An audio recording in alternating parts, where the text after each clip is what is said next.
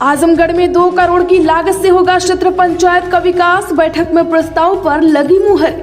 जी हां, ब्लॉक के क्षेत्र पंचायत सभागार में ब्लॉक प्रमुख वरुण कांत यादव की अध्यक्षता में बैठक का आयोजन किया गया। पिछली कार्रवाई की पुष्टि की गई और विकास के नए प्रस्ताव क्षेत्र पंचायत सदस्यों और प्रधानों ने रखा। इस दौरान उनके द्वारा लगभग 2 करोड़ का प्रस्ताव पास किया गया है। बैठक में खंड विकास अधिकारी इशरत रोमिल ने पिछली कार्यवाही सहित कराए गए कार्यों को सदन में पढ़कर बताए। नए कार्य और समस्या पर चर्चा के लिए क्षेत्र पंचायत सदस्य और प्रधानों से अपनी बात रखने को कहा है। क्षेत्र पंचायत सदस्यों और ग्राम प्रधानों ने अपने क्षेत्र की समस्याओं के बारे में बताया। किसी ने अपने क्षेत्र के रास्ते की समस्या, तो किसी ने नाले की समस्या, तो किसी ने नाले की समस्या से अवगत कराते हुए लगभग 2 करोड़ रुपए का प्रस्ताव दिया। आपको बता दें कि आजमगढ़ के विकास कार्यों के लिए कुल 2 करोड़ रुपए पास कराए गए हैं। आजमगढ़ में पोलिंग पार्टियां रवाना। 10,672 मतदाता करेंगे मतदान। जी हां, आजमगढ़ जनपद में रिक्त चल रही 4 ग्राम प्रधान और 1 बीडीसी सदस्य पर मतदान के लिए संबंधित विकास खंडों से पोलिंग पार्टियां रवाना हो गई हैं। 4 ग्राम प्रधान पद के लिए 10,672 और 1 बीडीसी पद के लिए 1,717 मतदाता मतदान में हिस्सा लेंगे। मतदान को सकुशल संपन्न कराने के लिए प्रशासन की ओर से सारी तैयारियां मुकम्मल कर ली गई हैं। बता दें कि जनपद में जिस समय उपचुनाव की घोषणा की गई है उस समय ग्राम प्रधान के 5 और क्षेत्र पंचायत सदस्य के 9 पद रिक्त थे। नामांकन के दौरान 5 ग्राम प्रधान पदों में 1 ग्राम प्रधान पद पर निर्विरोध निर्वाचन हो गया है। इसके बाद 4 सीटों पर 1 से अधिक उम्मीदवार होने के कारण मतदान का निर्णय लिया गया। वहीं बीडीसी के 9 पदों में 1 पद पलहनी विकासखंड की मुंडा सीट से किसी ने नामांकन दाखिल नहीं किया। आजमगढ़ में फैमिली आईडी से मिलेगा योजनाओं का लाभ। दरअसल आजमगढ़ में ब्लॉक सभागार फूलपुर में बीडीओ विमला चौधरी की अध्यक्षता में कोटेदार की बैठक हुई है। इसमें शीघ्र फैमिली आईडी बनाने के लिए जागरूक किया गया। बीडीओ ने कहा कि राशन कार्ड से वंचित आयकरदाता और संपन्न परिवारों की पहचान अब फैमिली आईडी से होगी। फैमिली आईडी से उन्हें शासन की योजनाओं का लाभ मिल सकेगा। वहीं आय, जाति, निवास जैसे प्रमाण पत्रों का कार्य भी करेगी। राशन कार्ड धारकों का कार्ड नंबर ही उनकी फैमिली आईडी मानी जाएगी। एडीओ पंचायत राधेश्याम यादव ने जानकारी दी कि शासन की ओर से एक परिवार एक पहचान के तहत फैमिली आईडी जारी किया जा रहा है। फैमिली आईडी कार्ड के माध्यम से पात्र परिवारों को योजनाओं का लाभ प्राप्त करना आसान होगा। जानकारी के लिए आपको बता दें कि 12 अंकों के इस कार्ड में पूरे परिवार का ब्यौरा होगा। आजमगढ़ में 67 करोड़ बकाया, सिर्फ 3 करोड़ वसूली। दरअसल आजमगढ़ में बकाया टैक्स जमा करने में वाहन मालिक रुचि नहीं दिखा रहे हैं। बकाया टैक्स जमा करने के लिए 90 दिन तक एक मुफ्त समाधान योजना चलाई गई। इसमें बकाया 6,716 लाख के टैक्स के मुकाबले करीब 422 लाख की ही वसूली हो पाई, यानी 94% भी विभाग बकाया नहीं वसूल पाया। जिले में 24,020 कॉमर्शियल वाहनों का लंबे समय से करीब 6,716 लाख रुपए टैक्स बकाया है। बकाया टैक्स जमा करने के लिए विभाग द्वारा इन लोगों को कई बार नोटिस भेजी जा चुकी है। शासन की तरफ से वाहन स्वामियों को सहूलियत देते हुए 100% जुर्माना और ब्याज की धनराशि पर भी छूट दी गई थी। इसके बावजूद बकायेदारों ने टैक्स जमा करने में रुचि नहीं दिखाई। आजमगढ़ में साइड न मिलने पर इंजीनियर को जूते से पीटा। आजमगढ़ में कार ओवरटेक करने को लेकर विवाद वीडियो आया सामने। दरअसल आजमगढ़ में साइड न मिलने से नाराज कर सवारियों को एक व्यक्ति की जूते से पिटाई कर दी। 3 आरोपियों द्वारा जूते से पिटाई करने का यह वीडियो सोशल मीडिया पर जमकर वायरल हो रहा है। वायरल वीडियो में साफ देखा जा सकता है कि किस तरह से आरोपी कर सवारी व्यक्ति की ताबड़तोड़ जूते से पिटाई कर रहे हैं और वहां आसपास खड़े लोग तमाशा देख रहे हैं। यह घटना जिले के अग्रसेन इंटर कॉलेज के पास की बताई जा रही है। आजमगढ़ कोर्ट में अपनी गवाही से मुकरे सपा एमएलसी जमाली। 2022 के विधानसभा चुनाव में लगाया था जानलेवा हमले का आरोप, 10 आरोपी दोषमुक्त। जी हां, आजमगढ़ में 2022 के उत्तर प्रदेश विधानसभा चुनाव के दौरान शहर कोतवाली थाना क्षेत्र के कोर्ट चौराहे पर जानलेवा हमले के मामले में सुनवाई पूरी करने के बाद अदालत ने गवाहों के मुकर जाने के बाद पर्याप्त साक्ष्य के अभाव में सभी 10 आरोपियों को दोषमुक्त कर दिया। इस मामले में सपा के विधान परिषद सदस्य शाह आलम उर्फ गुड्डू जमाली अपने पूर्व के बयान से ही मुकर गए। मुकदमे में गवाही से मुकरने को गंभीरता से लेते हुए अदालत ने वादी मुकदमा विधान परिषद सदस्य शाह आलम उर्फ गुड्डू जमाली के विरुद्ध प्रकरण मुकदमा दर्ज कर कार्रवाई करने का आदेश दिया। यह फैसला अपर सत्र न्यायाधीश कोर्ट नंबर 3 जैनेन्द्र कुमार पांडे ने सुनाया। आजमगढ़ में लो वोल्टेज से राहत के लिए मंडल के 314 ट्रांसफार्मरों पर लगाए जाएंगे कैपेसिटर बैंक। दरअसल आजमगढ़ में नए बिजनेस प्लान में मंडल के 314 वितरण ट्रांसफार्मरों पर कैपेसिटर बैंक लगाए जाएंगे। इस पर 14 करोड़ 62 लाख रुपए खर्च होंगे।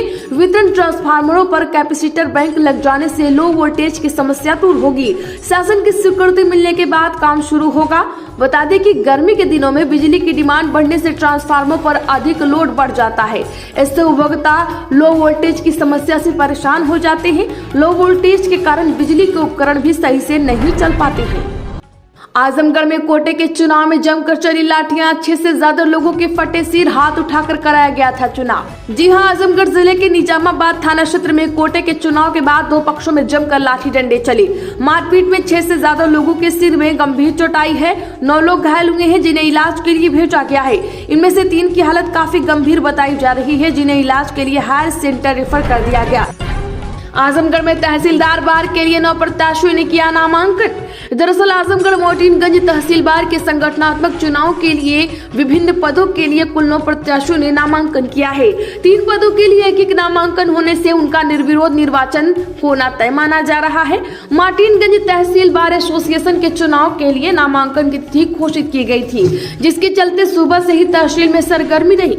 विभिन्न पदों के लिए कुल 9 प्रत्याशियों ने गहमा गहमी के बीच नामांकन किया। एल्डर कमेटी के अध्यक्ष अवधराज यादव ने बताया कि अध्यक्ष पद के लिए राम अजोर यादव, विजय बहादुर सिंह जैसे तमाम लोग उपस्थित रहे।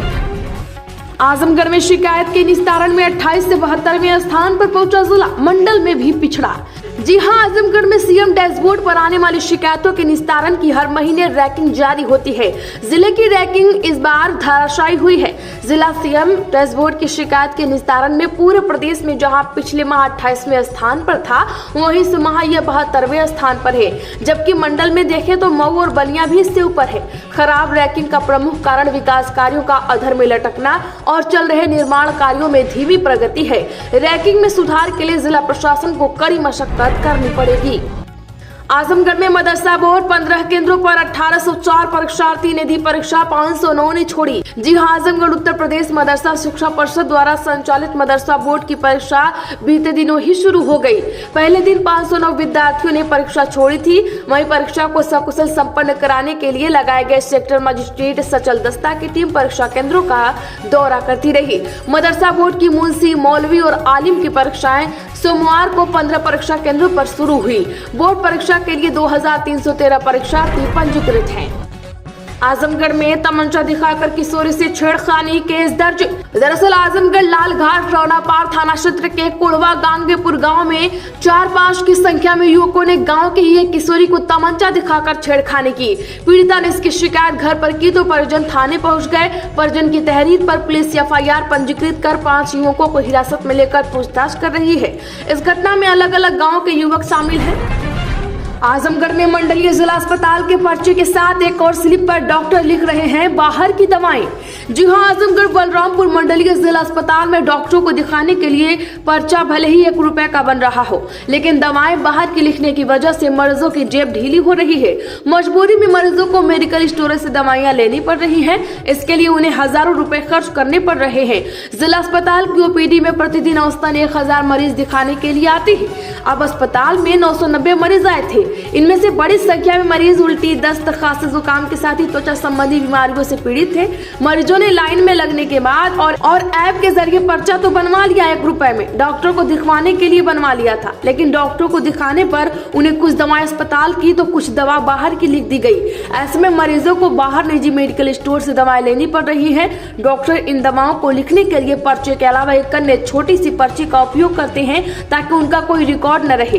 वहीं अस्पताल परिसर में ही शासन के निर्देश पर जन औषधि केंद्र खुले हैं, जहां जेनेरिक दवाएं मिलती हैं जो काफी सस्ती होती है, लेकिन जन औषधि केंद्र की दवाएं चिकित्सकों द्वारा लिखे जाने के बजाय बाहर की दवाएं लिखी जा रही हैं। आजमगढ़ में धोखाधड़ी और कूटरचना के मामले में आरोपी गिरफ्तार। जी हां, आजमगढ़ मुबारकपुर थाने की पुलिस ने धोखाधड़ी और कूटरचना के मामले में वांछित आरोपी को गुलऊर बाजार शिव मंदिर के पास से गिरफ्तार कर लिया। आरोपी चंद्रशेखर मुबारकपुर थाना क्षेत्र के आलमपुर गांव का निवासी है। जानकारी के मुताबिक 19 फरवरी 2023 निजामाबाद थाना क्षेत्र के खुदादपुर गांव निवासी नियाज अहमद ने तहरीर दी। आरोप था कि उसकी जमीन को बलपूर्वक नाजायज कब्जेदारी के लिए मुबारकपुर थाना क्षेत्र के बनकट गांव निवासी मोहम्मद याकूब, वसीम अहमद आलम व आलमपुर गांव निवासी चंद्रशेखर द्वारा कूट रचना से अपने नाम करा ली गई। आजमगढ़ शाहीगढ़ में विकास कार्यों का किया स्थलीय निरीक्षण। जी हां, सठियाव विकास खंड क्षेत्र की ग्राम पंचायत शाहगढ़ में कराए गए विकास कार्यों का 4 सदस्यीय टीम ने स्थलीय निरीक्षण किया। टीम ने गांव में पहुंचकर विभिन्न कार्यों का भौतिक सत्यापन करने के साथ ही ग्रामीणों से जानकारी ली। ग्रामीणों की शिकायत पर विकास खंड अधिकारी सठियाव कविता तिवारी ने शाहगढ़ ग्राम पंचायत में कराए गए विकास कार्यों की जाँच के लिए 4 सदस्यीय टीम गठित की थी। बीते ही दिनों टीम शाहगढ़ ग्राम पंचायत पहुंची। टीम में शामिल लोगों ने पूर्व में कराए गए विकास कार्यों का अवलोकन किया और गुणवत्ता परखी। यूपी बजट में क्या मिलेगा, सारा तो महाकुंभ में लगा दिया। अखिलेश यादव ने योगी सरकार पर कसा तर्ज। जिला सपा के राष्ट्रीय अध्यक्ष अखिलेश यादव ने एक बार फिर केंद्र और प्रदेश की भाजपा सरकार पर निशाना साधा। सहारनपुर में एक शादी समारोह में पहुंचे अखिलेश यादव ने कहा कि केंद्र सरकार के बजट से निराशा हाथ लगी है। प्रदेश सरकार भी बजट में क्या देगी, सारा पैसा तो कुंभ पर लगा दिया। उन्होंने कहा कि आगामी विधानसभा चुनाव इंडिया गठबंधन ही लड़ेगा। सीएम योगी बोले, सफाई अपने बच्चों को इंग्लिश, दूसरों को कहते हैं उर्दू पढ़ो, मौलवी और कठमुल्ला बनाना। दरअसल यूपी विधानसभा के बजट सत्र से पहले ही मुख्यमंत्री योगी आदित्यनाथ ने समाजवादी पार्टी पर तीखा हमला किया। सीएम योगी ने कहा कि समाजवादियों का दोहरा चरित्र है। ये लोग अपने बच्चों को अंग्रेजी स्कूल में पढ़ाते हैं और दूसरों के बच्चों को बोलेंगे कि गांव के उस स्कूल में पढ़े जहां संसाधन ही नहीं है। सरकार चाहती है कि सभी बच्चे अच्छे से पढ़ाई करें, लेकिन यह लोग कहते हैं कि उर्दू पढ़ाओ। यह लोग बच्चों को मौलवी बनाना चाहते हैं, बच्चों को कठमुल्ला बनाना चाहते हैं। आजमगढ़ में रसोइयों ने सौतेले व्यवहार का लगाया आरोप। जी हां, आजमगढ़ में अखिल भारतीय मध्याह्न भोजन रसोइया महासंघ की बैठक अम्बेडकर पार्क में हुई। अध्यक्षता प्रांतीय संरक्षक सुरेंद्रनाथ गौतम और संचालन जिला मंत्री रामदुलारे गोंड ने किया। इस मौके पर सुरेंद्रनाथ ने कहा कि प्रदेश सरकार रसोइयों के साथ सौतेला व्यवहार कर रही है। इस महंगाई में रसोइयों को मात्र 60 रुपए प्रतिदिन के हिसाब से मानदेय मिलता। आजमगढ़ की खबरों में आज के लिए बस इतना ही। वीडियो को लाइक करें, ज्यादा से ज्यादा लोगों में शेयर करें और आप किस गाँव कस्बे से खबर को देख रहे हैं वहाँ की खबरों के लिए हमारे चैनल को सब्सक्राइब करें, साथ ही घंटी का निशान भी जरूर दबा लें।